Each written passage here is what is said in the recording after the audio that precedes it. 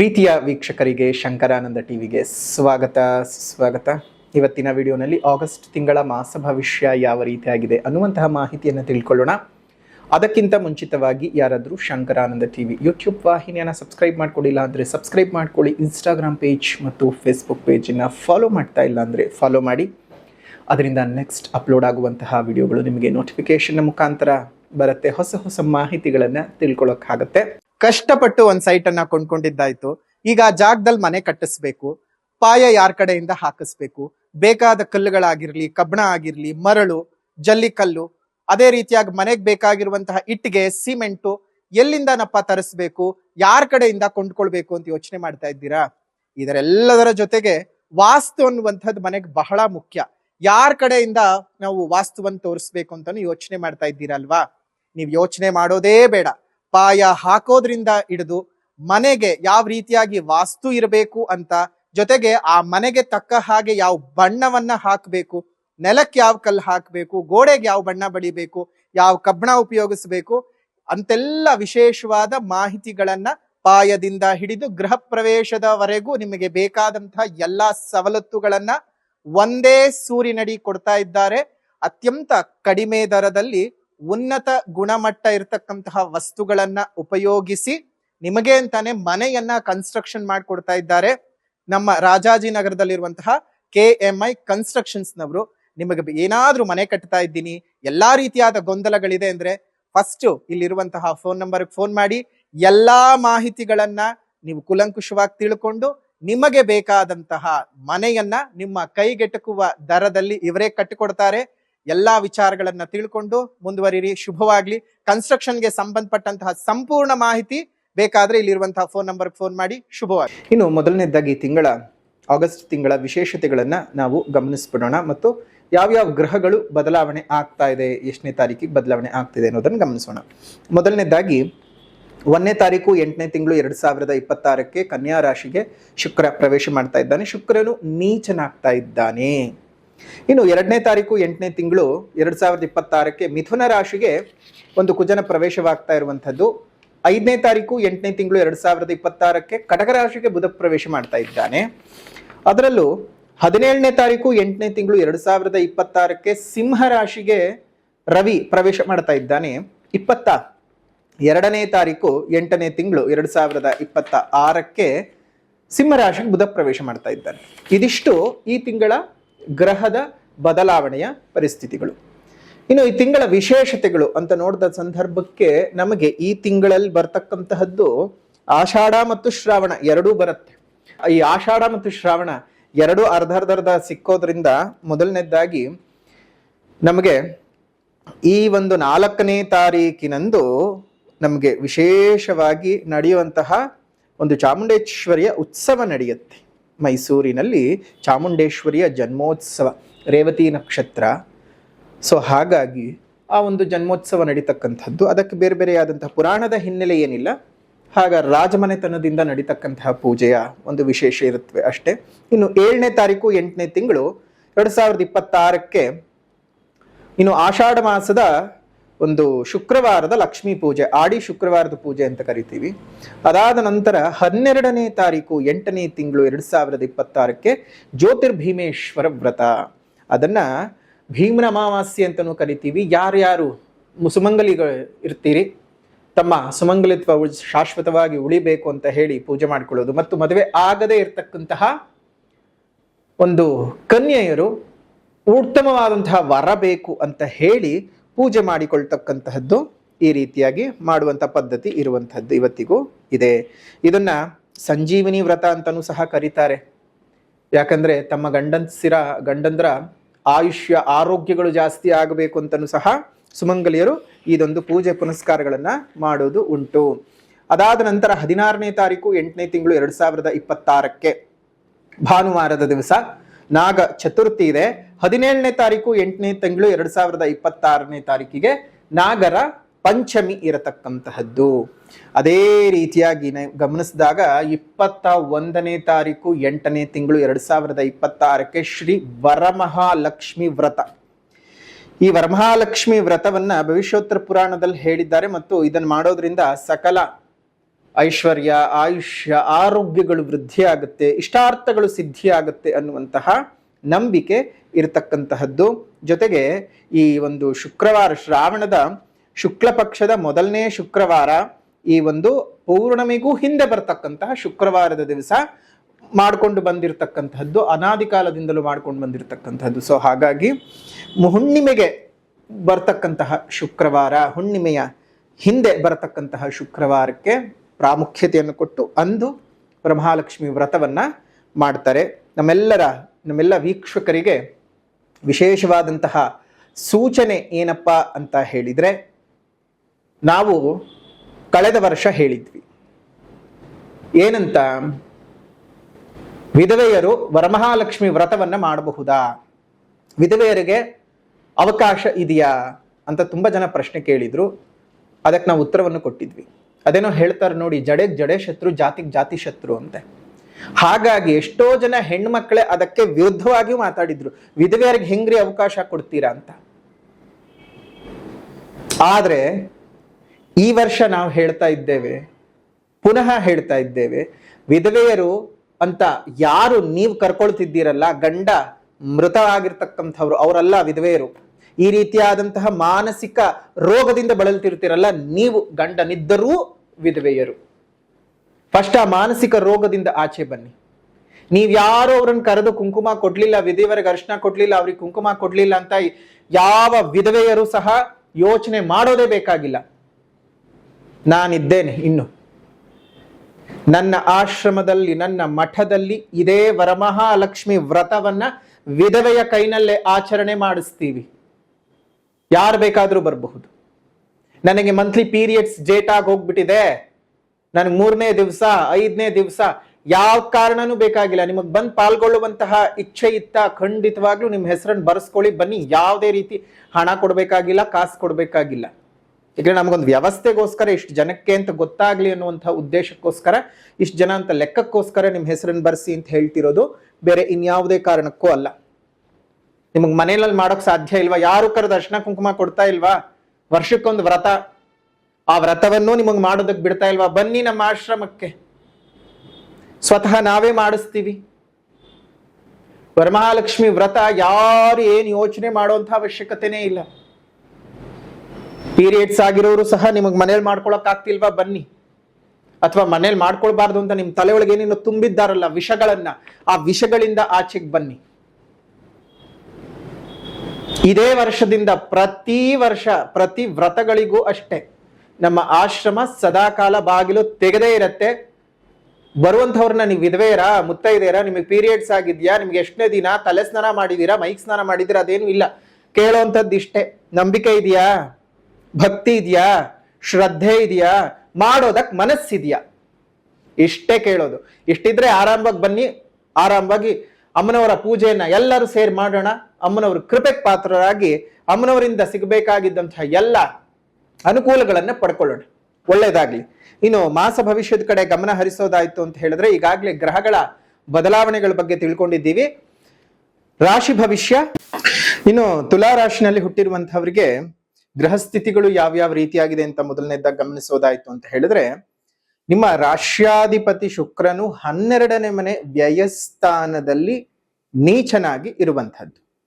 ಅದಾದ ನಂತರ ಪಂಚಮದಲ್ಲಿ ಇರತಕ್ಕಂತಹ ರಾಹು, ಷಷ್ಠದ ಶನಿಯು ನಿಮ್ಮ ರಾಶಿಯ ದ್ವಿತೀಯಾಧಿಪತಿ ಮತ್ತು ಸಪ್ತಮಾಧಿಪತಿಯಾಗಿರ್ತಕ್ಕಂತಹ ಕುಜನು 9ನೇ ಮನೆಯಲ್ಲಿ ಮತ್ತು 10ನೇ ಮನೆಯಲ್ಲಿ ಉಚ್ಚಂಗತನಾಗಿರ್ತಕ್ಕಂತಹ ಗುರುವು 10 ಮತ್ತು 11ನೇ ಮನೆಯಲ್ಲಿ ಸಂಚರಿಸುವಂತಹ ರವಿ ಮತ್ತು ಬುಧರು, ಕೇತುವು ನಿಮ್ಮ ರಾಶಿಯಿಂದ 11ನೇ ಮನೆಯಲ್ಲಿ ಸಂಚಾರವನ್ನು ಮಾಡ್ತಾ ಇದ್ದಾನೆ.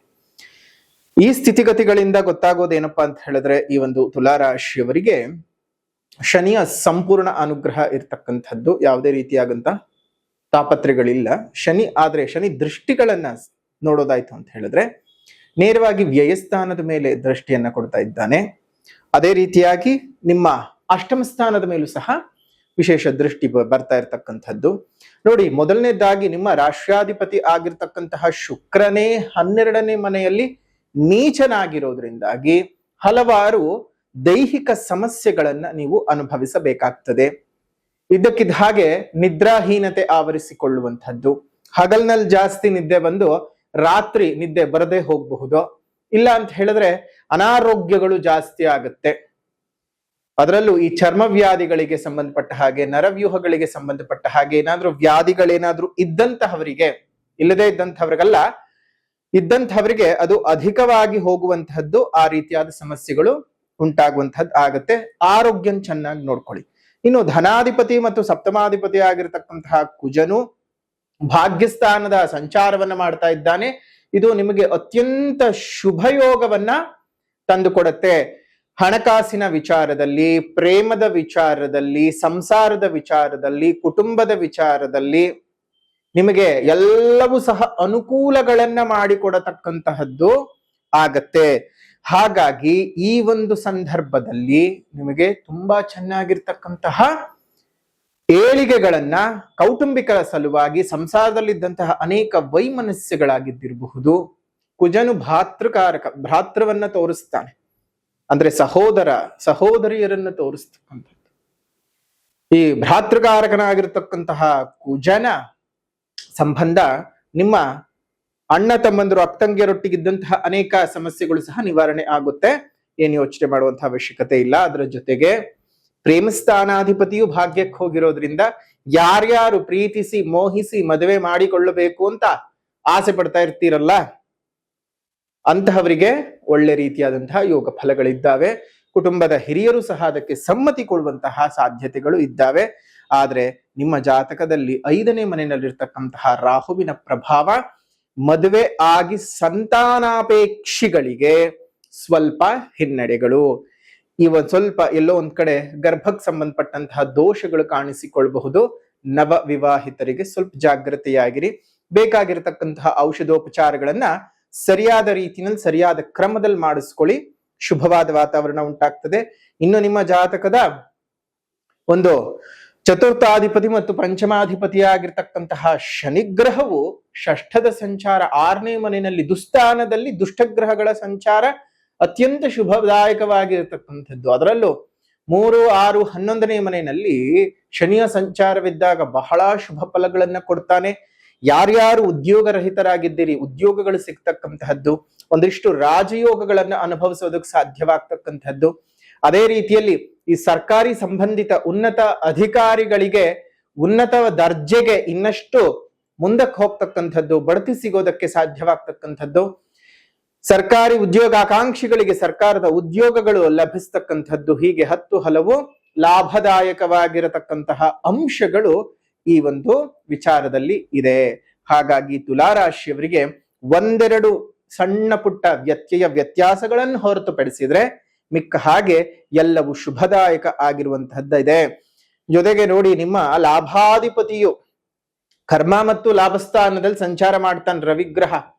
ಲಾಭ ಜಾಸ್ತಿ ಆಗುತ್ತೆ, ವ್ಯಾಪಾರದಲ್ಲಿ ವಹಿವಾಟುಗಳು ಜಾಸ್ತಿ ಆಗ್ತಕ್ಕಂಥದ್ದು, ಕ್ರೋಢೀಕರಣ ಚೆನ್ನಾಗಿ ಆಗ್ತಕ್ಕಂಥದ್ದಾಗತ್ತೆ. ಆದ್ರೆ 17ನೇ ತಾರೀಕಿನಿಂದ ಲಾಭಾಧಿಪತಿ ಲಾಭಕ್ಕೆ ಬಂದು ಕಾರಕೋ ಭಾವನಾಶನ ಅನ್ನುವ ಹಾಗೆ ಅಲ್ಲಿ ಕೇತು ಜೊತೆಗೆ ಸೇರ್ಕೊಳ್ಳೋದ್ರಿಂದ 17ನೇ ತಾರೀಕಿನವರೆಗೂ ನೀವು ಗಂಟು ಮಾಡಿ ಇಟ್ಕೊಳ್ತೀರಿ. 17ನೇ ತಾರೀಕಿನ ನಂತರದಲ್ಲಿ ವಿಪರೀತವಾದಂತಹ ಖರ್ಚು ಖರ್ಚು ಖರ್ಚು ಖರ್ಚು ಖರ್ಚು ಖರ್ಚು ಖರ್ಚು ಆಗ್ತಾ ಹೋಗುತ್ತೆ. ಹಾಗಂತ ಹೇಳಿ ಪೂರ್ಥ ಕೈ ಖಾಲಿ ಆಗತ್ತೆ ಅಂತಲ್ಲ, ಒಂದಷ್ಟು ಅನಪೇಕ್ಷಿತ ಅಥವಾ ಅಪೇಕ್ಷಿತ ಖರ್ಚುಗಳೇ ಆಗ್ತಕ್ಕಂಥದ್ದು ಇದೆ. ಅಂದ್ರೆ ಶುಭ ಕಾರ್ಯಗಳಾಗ್ಬೇಕು ಅಂದ್ರೆ ಖರ್ಚಾಗ್ಲೇಬೇಕು. ಏನೋ ಒಂದು ಒಳ್ಳೆಯದು ಕೆಟ್ಟದ್ದು, ಏನೋ ಒಂದು ಕೆಲಸ ಕಾರ್ಯಗಳಾಗ್ಬೇಕು ಅಂದ್ರೆ ಖಂಡಿತವಾಗಿಯೂ ನಿಮ್ಗೆ ಒಂದು ಒಳ್ಳೆ ರೀತಿನಲ್ಲಿ ಹೋಗ್ಬೇಕು ಅಂದ್ರೆ ಆಗ್ಲೇಬೇಕಲ್ವ, ಖರ್ಚುಗಳಾಗೇ ಆಗುತ್ತೆ. ಸೊ ಹಾಗಾಗಿ ಏನು ಯೋಚನೆ ಮಾಡುವಂತ ಅವಶ್ಯಕತೆ ಇಲ್ಲ. ಸಂಪಾದನೆಗೆ ದಾರಿ ಇದೆ ಅಂತಂದ್ರೆ ಖರ್ಚು ಮಾಡೋದಕ್ಕೆ ಹೆದರ್ಕೊಳ್ಳೋದು ಬೇಕಾಗಿಲ್ಲ. ಏನೇ ಆಗ್ಲಿ ಕೂಡಿಟ್ಟ ಹಣ ಪರರಿಗೆ ಅಂತಾನೆ ಹೇಳ್ತಾರೆ.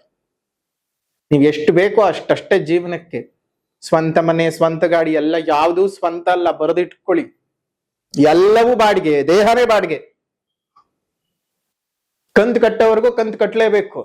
ಕಂತು ಕಟ್ಟಿದ ಮುಗಿತಾ ಇದ್ದ ಹಾಗೆ ಹೋಗ್ತಾ ಇರ್ಬೇಕು. ಹಾಗಾಗಿ ಸ್ವಂತ ಅನ್ನುವಂಥದ್ದೇನಿದ್ರು ನಿಮ್ಮ ಆತ್ಮದ ವಿಚಾರವೇ ಹೊರತು ಬೇರೆ ಏನೇನಿಲ್ಲ. ಹಾಗಂತ ಹೇಳಿ ಎಲ್ಲವನ್ನು ಬಿಟ್ಟು ಬದುಕೋದಕ್ಕೂ ಸಹ ಸಾಧ್ಯ ಇಲ್ಲ ಅಲ್ವಾ. ಅದನ್ನು ಅದೇ ರೀತಿಯಾಗಿ ರೂಢಿಸ್ಕೊಳ್ಳಿ, ಒಳ್ಳೇದಾಗ್ಲಿ. ಇನ್ನು ಒಂದಷ್ಟು ವಿಚಾರಗಳನ್ನ ಗಮನಿಸೋದಾಯ್ತು ಅಂದ್ರೆ 11ನೇ ಮನೆಯಲ್ಲಿರ್ತಕ್ಕಂಥ ಕೇತು ಶುಭದಾಯಕನೇ ಆಗಿರ್ತಾನೆ. ಆದ್ರೆ ಮತ್ತೊಮ್ಮೆ ಹೇಳ್ತಾ ಇದ್ದೀವಿ, ಆರೋಗ್ಯದ ಬಗ್ಗೆ ಕಾಳಜಿ ಮಾಡ್ಕೊಳ್ಳೇಬೇಕು. ನಿಮ್ಗೆ ಶನಿ ಏನ್ ಅಶುಭದಾಯಕನಾಗಿಲ್ಲ, ಹಾಗಂತ ಹೇಳಿ ನೀವು ಶನಿ ಮಹಾಯಾಗದಲ್ಲಿ ಪಾಲ್ಗೊಳ್ಬೇಡಿ ಅಂತ ನಾವು ಹೇಳ್ತಾ ಇಲ್ಲ. ಶನಿ ಮಹಾಯಾಗದಲ್ಲಿ ಬಂದು ಪೂಜೆ ಅವಶ್ಯಕತೆ ಏನಿಲ್ಲ, ಆದ್ರೆ ಅವತ್ತು ಪ್ರತಿಷ್ಠಾಪನೆ ಆಗ್ತಾ ಇರತಕ್ಕಂತಹ ವಿಶೇಷವಾದಂತಹ ಶನಿಯ ಸಮೇತ ಹನುಮ ಇರ್ತಕ್ಕಂತಹ ಏಕಶಿಲಾಮೂರ್ತಿ, ಪ್ರಪಂಚದಲ್ಲೇ ಪ್ರಥಮವಾಗಿ ಮಾಡ್ತಾ ಇರತಕ್ಕಂತಹ ಏಕಶಿಲಾಮೂರ್ತಿಯ ವಿಶೇಷವಾದಂತಹ ಪ್ರತಿಷ್ಠಾಪನೆಗೆ ತಾವೆಲ್ಲರೂ ಸಹ ಬಂದು ಪಾಲ್ಗೊಂಡು ಸ್ವಾಮಿಯ ಅನುಗ್ರಹಕ್ಕೆ ಪಾತ್ರರಾಗಿ, ವಿಶ್ವದಲ್ಲೇ ಎಲ್ಲೂ ಇಲ್ಲದಂತಹ ಪ್ರಪ್ರಥಮ ದೇವಸ್ಥಾನ, ವಿಶ್ವದಲ್ಲೇ ಪ್ರಪ್ರಥಮ ದೇವಸ್ಥಾನ ಏಕಶಿಲೆಯಲ್ಲಿ ಹನುಮ ಮತ್ತು ಶನಿಯನ್ನ ದಕ್ಷಿಣಕ್ಕೆ ಅಭಿಮುಖವಾಗಿ ಪ್ರತಿಷ್ಠಾಪನೆಯನ್ನು ಮಾಡ್ತಾ ಇರುವಂಥದ್ದು.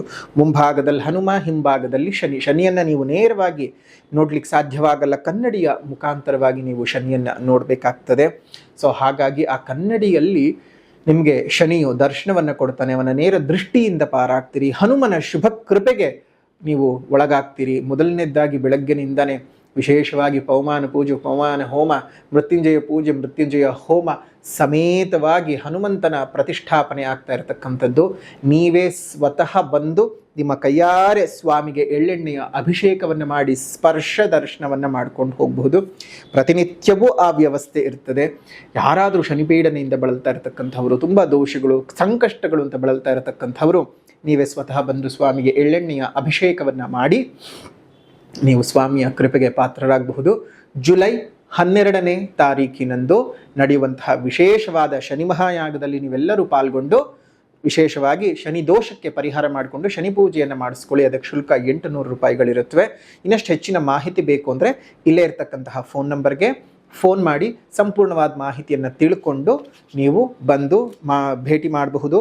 ನೇರವಾಗಿ ಪೂಜೆಗೆ ಸಹ ಬರಬಹುದು. ಸಾಧ್ಯ ಇಲ್ಲದೆ ಇರುವಂಥವರು ಆನ್ಲೈನ್ನಲ್ಲಿ ಬುಕ್ ಮಾಡಿಕೊಂಡ್ರೆ ಪ್ರಸಾದ ನಿಮ್ಮ ಮನೆಗೆ ಬರುತ್ತೆ. ಶನಿಯ ರಕ್ಷಾ ಕವಚ ಕೊಡ್ತೀವಿ, ಅದನ್ನು ಕತ್ತಿನಲ್ಲಿ ಧರಿಸಬೇಕು ಮತ್ತು ಶನಿಯ ರಕ್ಷೆಯನ್ನು ಪ್ರತಿನಿತ್ಯ ಹಣೆಗೆ ಹಚ್ಕೊಳ್ಬೇಕು.